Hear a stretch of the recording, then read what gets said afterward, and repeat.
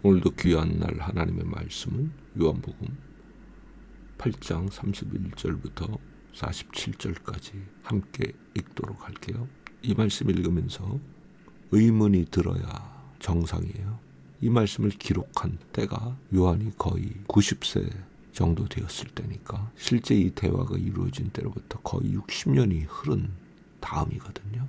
그런데 이 대화 내용을 상세하게 길게 기록하고 있죠. 그건 뭘 뜻하느냐? 그만큼 이 대화를 들었던 요한을 비롯한 제자들에게 내용이 충격적이었다는 거예요.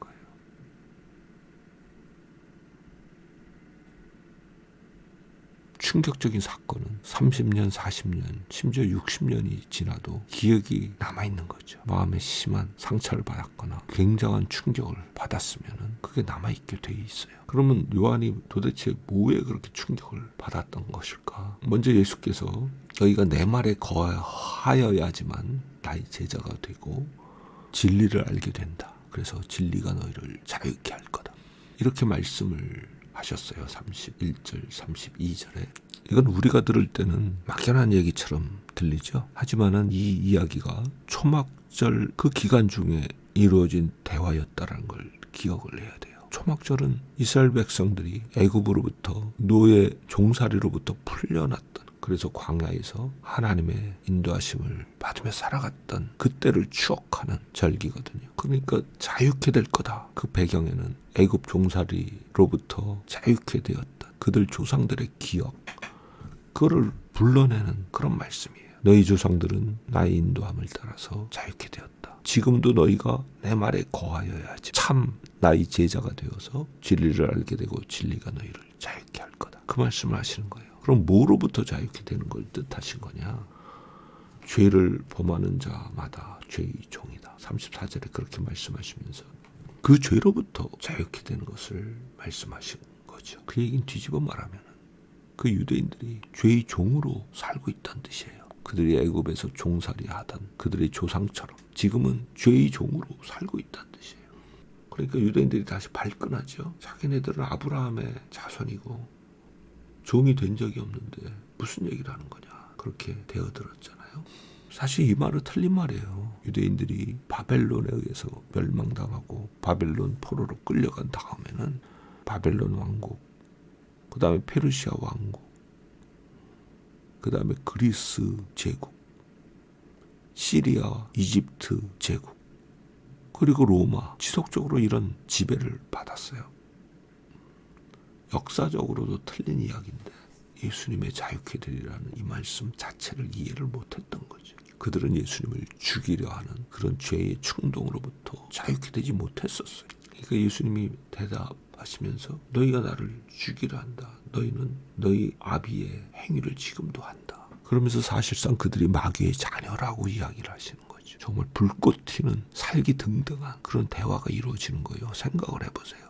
유대인들에게 경건한 종교인으로 하나님을 위하여 헌신한 자로 존중을 받았던 그런 사람들인데 그 사람들에게 대하놓고 너희는 마귀의 자식들이야. 이렇게 예수께서 전면적으로 공격하신 거거든요. 그러니까 그들이 역공을 하죠. 어떻게 역공을 하나요? 우리는 음란한 데서 태어나지 않았다. 41절에. 그 얘기는 뭐예요? 예수님, 당신은 음란한 데서 태어난 거야. 사생자 아니야? 결혼도 하기 전에 아기를 임신했잖아. 당신 어머니가. 아마 그런 소문이 떠돌고 있었던 것 같고 그걸 가지고 예수님을 또 공격하죠. 사실은 엄청난 싸움이 지금 진행이 되고 있죠. 근데 예수께서는 흔들리지 않고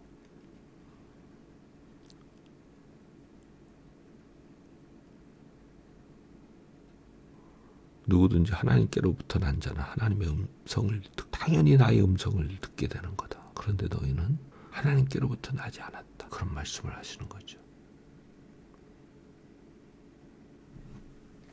너희가 나의 말을 듣지 않는 이유는 너희가 하나님께로부터 나지 않았기 때문이다. 그렇게 말씀하셨잖아요. 47절에.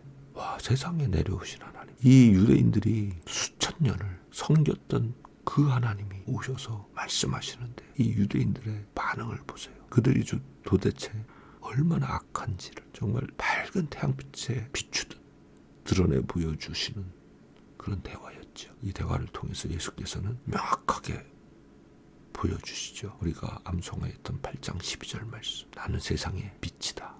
나를 따르는 자는 어둠에 거하지 아니하고 생명의 빛을 얻는다.